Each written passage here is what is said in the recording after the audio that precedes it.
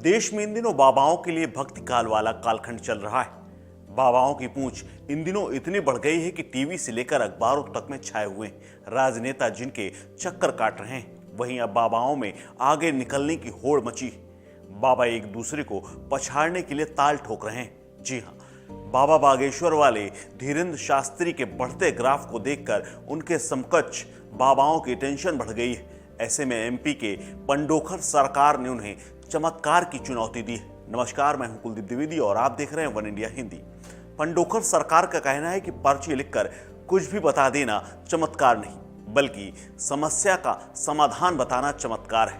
पंडोखर सरकार ने दावा किया है कि यह हजारों साल पुरानी कला है और इसमें उनके मुकाबले किसी में वैसी दक्षता भी नहीं है। पंडोखर सरकार ने सीधे सीधे बागेश्वर धाम वाले पीठाधीश्वर पर निशाना साधा है। पंडित धीरेंद्र कृष्ण शास्त्री भी पंडोखर सरकार की तरह भक्तों के मन की बात जान लेते हैं और उसे एक पर्ची पर लिख कर देते हैं। इस तरह से दोनों की शैली और दक्षता में समानता है, लेकिन ये जान लेना बेहद जरूरी है कि पंडोखर सरकार इस हुनर में काफी पहले से लोकप्रियता बटोर चुके हैं। बताया जाता है कि उन्हें ये विद्या में महारत 32 साल पहले हासिल हो गई थी, जिसके तहत वो चमत्कार दिखाते रहे। लेकिन अब उनके कंपटीशन में धीरेंद्र शास्त्री आ गए। कहते हैं कि करीब 32 साल पहले पंडोखर सरकार भक्तों को पर्चियां लिखकर दे रहे हैं, लेकिन अब पंडोखर सरकार और धीरेंद्र कृष्ण शास्त्री दोनों में पिछले दिनों ठन गई। भोपाल में पंडोखर सरकार ने यह दावा किया कि एक दिन सबका जलवा खत्म हो जाता है। रावण का भी जलवा कायम नहीं रहा था। अगले 6 महीने के भीतर धीरेंद्र कृष्ण शास्त्री भी जलवा खत्म कर चुके होंगे। हालांकि पंडोखर सरकार ने अंधविश्वास फैलाने वाले आरोपों पर बागेश्वर धाम का बचाव किया है। उन्होंने आरोप लगाने वाले श्याम मानव से कहा कि अगर चमत्कार देखना चाहते हैं तो हमारे दरबार में चले आएं।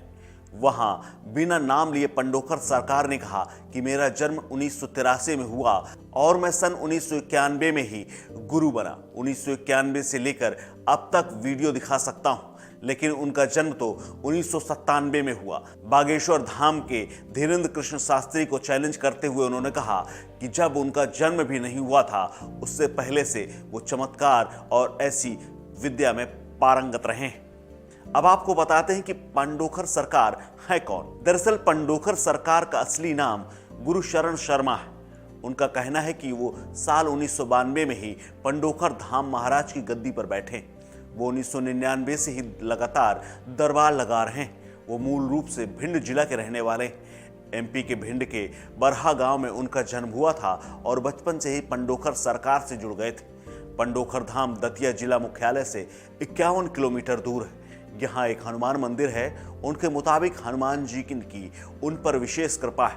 उनका कहना है कि वो कोई चमत्कार नहीं करते, बल्कि हनुमान जी की कृपा से लोगों की मन की बात जान लेते हैं। अब आपको बताते हैं पंडोखर सरकार की धीरेंद्र शास्त्री से अदावत क्यों है। जैसा कि पंडोखर सरकार खुद कह चुके हैं कि 32 साल पहले से वो दरबार लगा रहे हैं और जब उनका जन्म नहीं हुआ था, यानी धीरेंद्र शास्त्री का, उससे पहले से ही वो गुरु बन चुके थे। ऐसे में पंडोखर सरकार ये कहते हैं कि लोगों की मानवता की सेवा वो कर रहे हैं। वो खुद को पंडित धीरेंद्र कृष्ण शास्त्री से बड़ा बताते हैं। पेच यहीं पर है। देखा जाए तो बागेश्वर धाम वाले बाबा को जितना कम समय में लोकप्रियता मिल गई, उनके मुकाबले पंडोखर सरकार को लंबा समय लगा।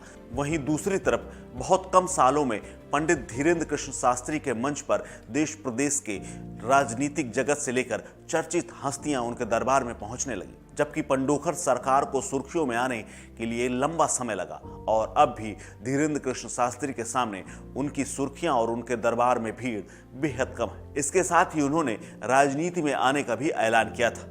आपको बता दें कि एक मध्य प्रदेश के बाबा ऐसे भी हैं जिनका नाम कंप्यूटर बाबा है। कंप्यूटर बाबा की तरह ही पंडोखर सरकार भी अपनी राजनीतिक इच्छा का मुजाहिरा कर चुके हैं। उन्होंने राजनीतिक मंसूबा जग जाहिर करते हुए साल 2018 में कहा था कि नई राजनीतिक पार्टी साझी विरासत पार्टी बना रहे हैं और 50 से ज्यादा उम्मीदवार उतारने की बात कही थी। उस वक्त उन्होंने शिवराज सिंह चौहान की सरकार से नाराजगी जाहिर की थी, लेकिन उसके बाद वो पार्टी कहां गई और क्या हुआ कोई नहीं जानता। लेकिन अब पंडोखर सरकार धीरेंद्र कृष्ण शास्त्री को चैलेंज करके फिर से एक बार चर्चाओं में आ गए हैं। इस खबर में फिलहाल इतना ही। अपडेट्स के लिए बने रहिए वन इंडिया के साथ।